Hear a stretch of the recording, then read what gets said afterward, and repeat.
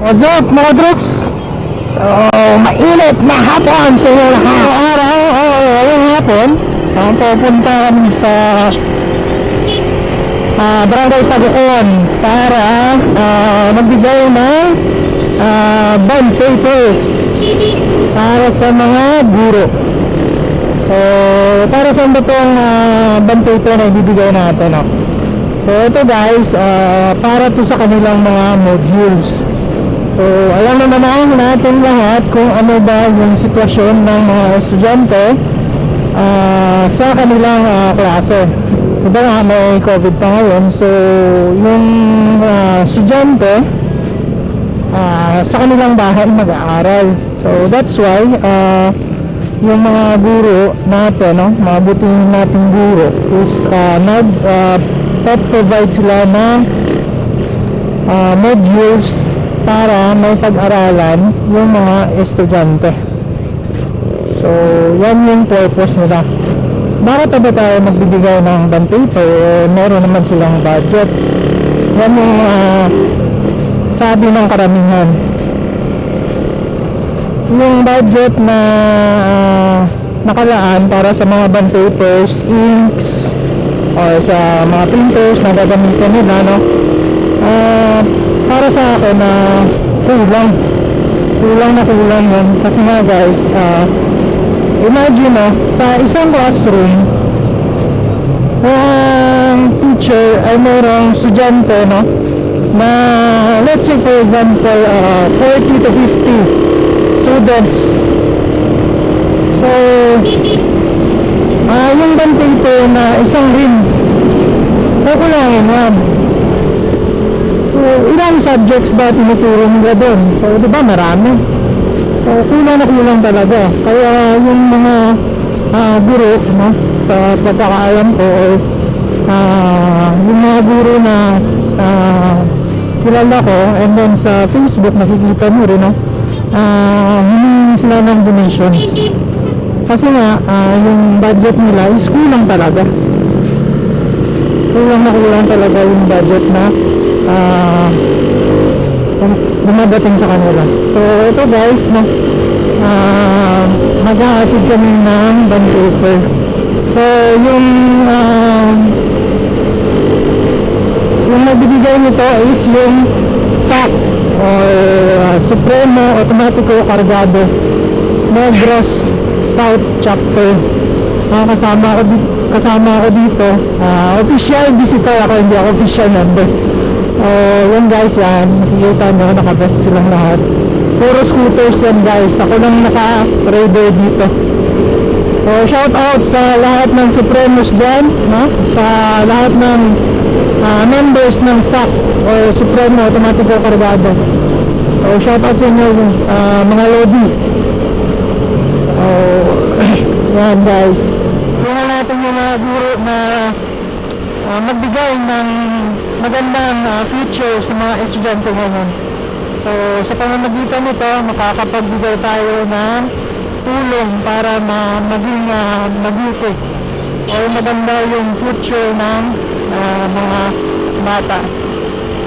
Kasi nga, ika nga ni Jose Rizal, no? Ang kabataan ay pag-asa ng bayan. Bigyan natin ng kabuluhan yung kasabihan na nakagis na natin. So ito guys, papunta na kami doon. Medyo siguro nasa 30 to 40 minutes yung travel papunta doon sa barangay na pupunta natin. So yun, shout out sa lahat ng guro na walaan ng oras nila, no? So, alam kong hindi madali yung ginagawa nyo. Kasi nga sa trabaho ko, may nakakausap akong mga guro na nahihirapan. Kasi nga mas maraming yung trabaho nila ngayon kumpara sa may pasok or sa face to face yung interaction nila sa estudyante. So ngayon mas marami silang mga reports. So shout out sa inyo mga butihing guro na talagang nagbibigay ng effort para sa kanilang mga estudyante na mabigyan ng magandang future, magandang kinabukasan. So yun, shoutout sa inyo. Maraming salamat sa pagiging hero ninyo. Yan yung tawag sa inyo eh. Dapat tawagin ko yung hero, no? Mga hero.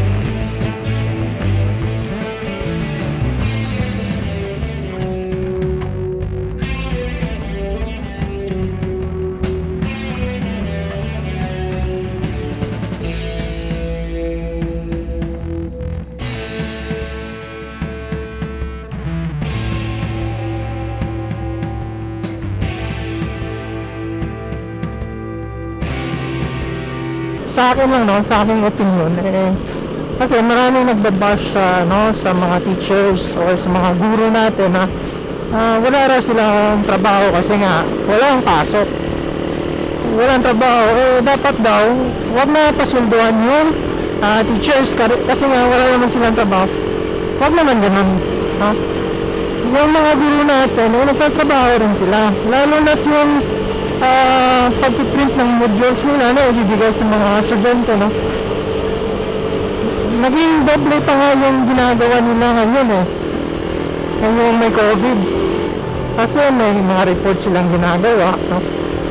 May mga reports, painting pa ng modules. Ilang subjects kaya yung piniprint nila araw-araw, or ilang modules ba after nila ng print, no? Staple pa sila ng mga bond paper nila na print nila, and then may mga technical errors pa silang may encounter, di ba?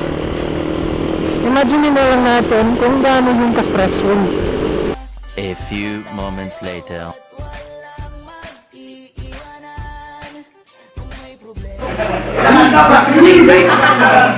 Mamaya mga point ng mga tanan, kung bilang sa kapilin sa grupo, salamat dito na nag-speak ang lumarang magkakasupply ng kasabay para sa inyo, para mas sa kabataan.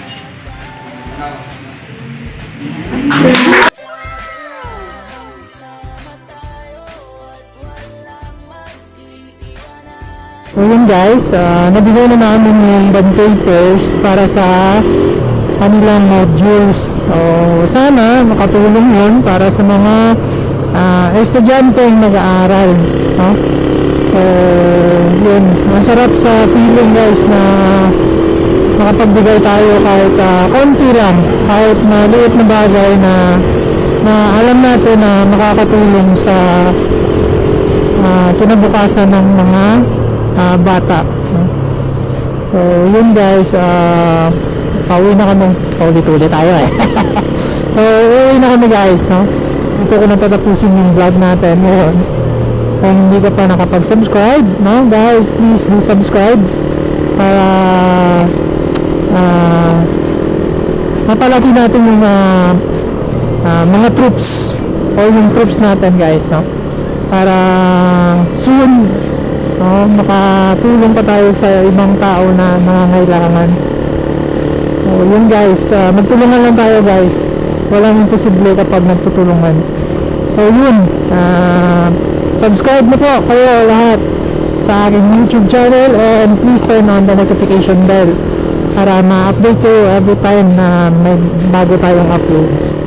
Sabi ko nga sa inyo palagi, no? Pray before you ride, no? Ride safe tayo lagi, at saka God bless. So peace. See you on my next vlog. Bye-bye.